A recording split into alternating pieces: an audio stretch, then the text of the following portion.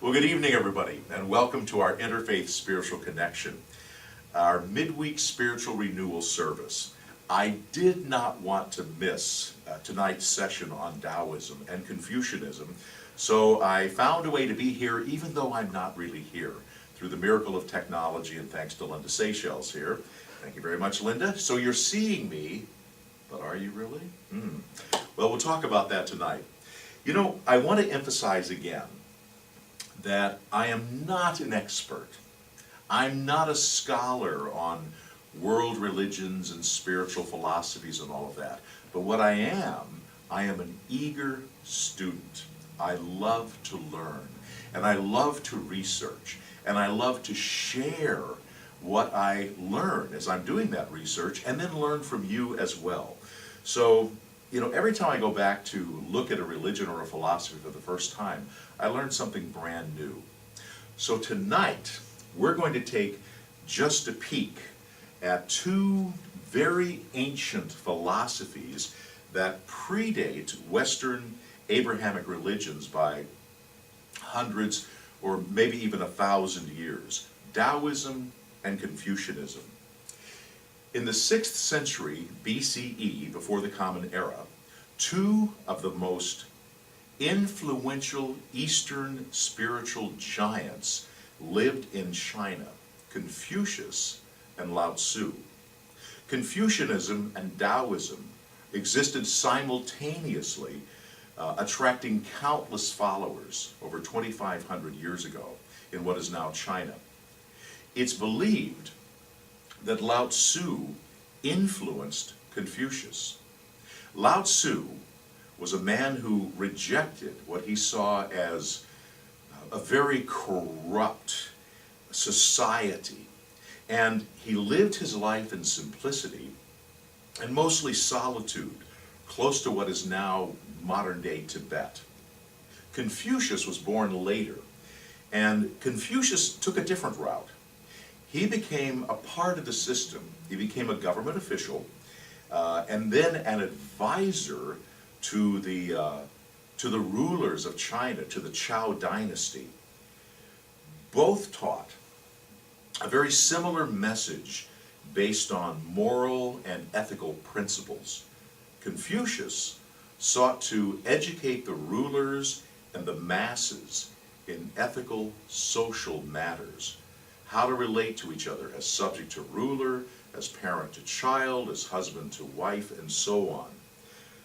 Lao Tzu concerned himself and promoted man's search for meaning. Why are we here? What is our role in all of this? Confucius recorded his teachings in what is called the Analects, and Lao Tzu recorded his in the Tao Te Ching. So tonight, we're going to spend most of our time on Taoism, which has had a greater impact on human consciousness. Taoism. What is Taoism? Well, this is where it gets very interesting. According to Lao Tzu, the recognized author of the Tao Te Ching, the moment you attempt to define the Tao by assigning words or concepts or pictures, you lose it. You lose it. It, the Tao, is beyond understanding. Great. So you ask 100 people, what do you think about God? What is God? What is heaven? What is hell? What is good? What is evil? And you'll hear at least 100 different definitions or versions or understanding of each one of those. The Tao is an experience. It cannot be captured in words, but we're going to try, because that's all we have. The Chinese word Tao, spelled T-A-O, and we pronounce it D-A-O, is translated as the way or the path. The way or the path to what? To where? Well, the way or the path to experience the profound unity of the universe, of creation, life. The Tao is the ultimate creative principle of the universe. All things exist and are unified and connected in the Tao. And oneness is the essence of the Tao. Oneness, the essential energy of all of life. So, is your head spinning yet? Mine is. Taoism had its origin again in China over 2,000 years ago. It is a philosophy or a religion of unity and of opposites. Unity and opposites. Now it's starting to make sense, right? Okay, the symbol of this is the yin-yang, the yin and yang. And this is where it really does start to make sense. The principle of yin-yang sees the world as comprised of opposite yet complementary forces or energies, such as action, non-action, light and dark, faith and doubt, hot, cold, positive, negative, male, female, always opposites, but connected. The energies, you see, depend on each other and are creatively powerless on their own. They can exist, but there's no creative energy unless the other is present. You can't have one without the other. Now, these are the powers of life, a positive and a negative, and both have to be present. Now, these could be masculine, feminine. I mean, like a marriage. They fit together perfectly, seamlessly, and work together in perfect harmony. Although that wasn't always my experience. But then I wasn't in alignment with the Tao then. But ideally, that's how it works. You see, it represented in that beautiful symbol of the Tao, the yin and the yang. The two opposites are not opposed to each other. They are not at war with one another. They are in perfect harmony and balance. Again, look at the symbol. It is beautifully and clearly depicted in that symbol. The dark area contains a spot of light, and the light area has an equal amount of the dark. They are intertwined and they are bound together within a unifying circle. Yin and yang are not static. They go back and forth. The balance ebbs and the balance flows between them. The tides ebb and flow. The night gently gives way to the day, and then the day gives way to the night. Ebony and ivory, living in perfect harmony. I think I hear Stevie Wonder and Paul McCartney singing there. This is the vital principle, ebb and flow. And it's beautifully implied in the flowing curve. You see that? The flowing curve where the two opposite yet complementary forces meet. The line is not straight. It is curved. Taoists believe that the universe is working perfectly. Perfectly. Nothing needs to change. And it will continue to work perfectly unless it is interfered with. When left alone, all is in perfect order. And it will continue so.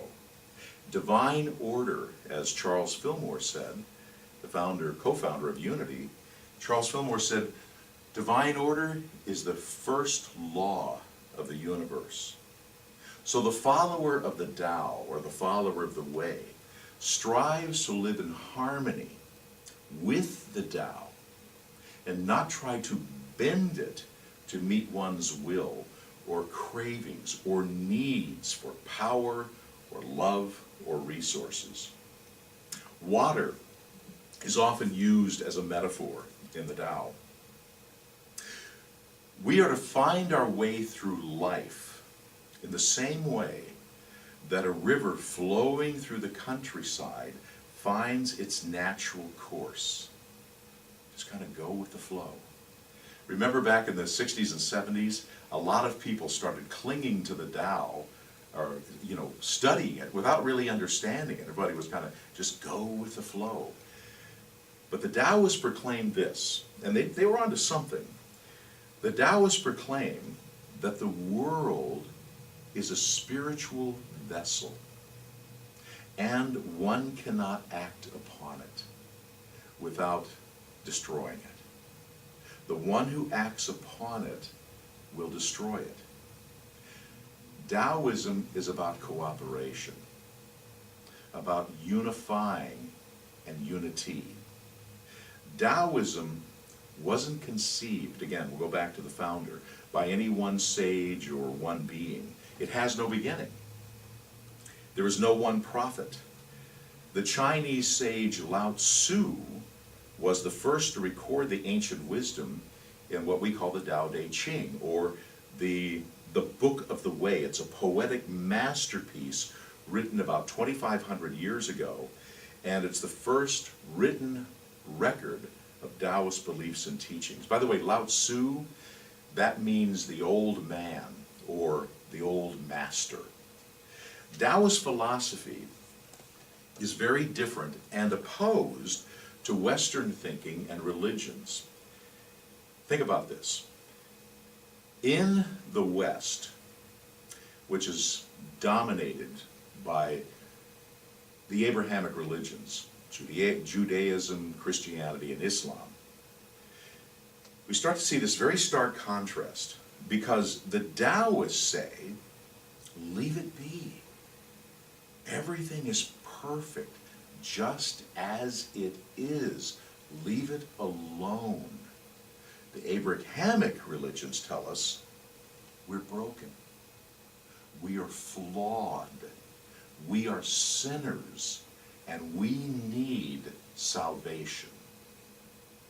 Taoism says all will find their own way if left alone. The Western religions each claim we are the way. We are the way, and we will convert. That's our mission. That's our purpose, to save and to conquer. To save. Now, one could say, well, gosh, that sounds very Taoist. I mean, two opposing ideas, two opposing forces, ideas meeting in the middle. Wow, that sounds very Taoist. But remember, there's not a meeting in the middle here. Two opposing ideas meeting in the middle, but there is, again, no middle. The Tao, the way, depends on this ebb and this flow, this give and this take. A curved line, not a straight line, to be defended or conquered. It's about balance. It's about cooperation, not domination. There is so much more to learn and experience about these two Eastern philosophies, Taoism and Confucianism, that, to this day, continue to influence human consciousness. And my hope is that through these series of lessons that we give on Wednesday nights, that you'll take it deeper. I really hope that you'll go out and pick up a copy of Confucius, the Analects of Confucius, and also, if you don't have one already, the Tao Te Ching, and all of the books that have been written, the commentaries on that. They're fascinating, and they can really take you to deep places. So that's my hope anyway. I hope you'll do that. We're about to move into meditation, and before we move into meditation, let me just say that, it's believed that these two great masters, Confucius and Lao Tzu, met at the imperial palace. And that's where Confucius was living and advising the rulers at that time. And the story goes that Lao Tzu was unimpressed with this display of wealth and this excess at the palace and the ornate robes that were worn by Confucius. And it's said that the older Lao Tzu scolded Confucius by saying, "Put away your polite airs and this vain display of your fine riches. The truly wise man does not display his treasures before those he does not know, and he does not learn justice from the ancients." You see, Confucius believed in ancestor worship and that our answers come from the past. Lao Tzu was more about moving into the flow, into the emerging wisdom that was always moving forward. So regardless of their differences, both master teachers served as really honorable guides, seeking to enlighten and uplift society. So in closing this portion, I just want to say that Confucianism, just to kind of boil it down a little bit, is a philosophy that teaches that logic and human reasoning can solve all problems, and it rejects excessive human feelings and emotions. It's all about law and order to organize and regulate families, human relationships, businesses, and government. Taoism is mainly concerned with observing nature, the natural order of things, and that we are to model our lives on what we observe in nature. Ralph Waldo Emerson said that. If you want to know God, know nature. If you want to know how God works, know nature. That's very Taoist. There's always a return to balance, and extremes in Taoism are to be avoided, and passivity is desirable over force. Think of the Grand Canyon. The steady flow of water eventually wears down a solid rock mountain range without violence. So Taoism is about our relationship with nature. So tonight, our time of meditation is going to be based on the wisdom drawn from the Tao Te Ching. It's based on the Tao, or the Way, which is the creative, sustaining energy of the universe. Everything seen and unseen is in perfect balance, and our purpose again is to align ourselves with this energy and this flow and not flail against it. So I'm going to ask Christy to lead us in a chant now that'll take us into a time of meditation on the words taken from the Tao Te Ching.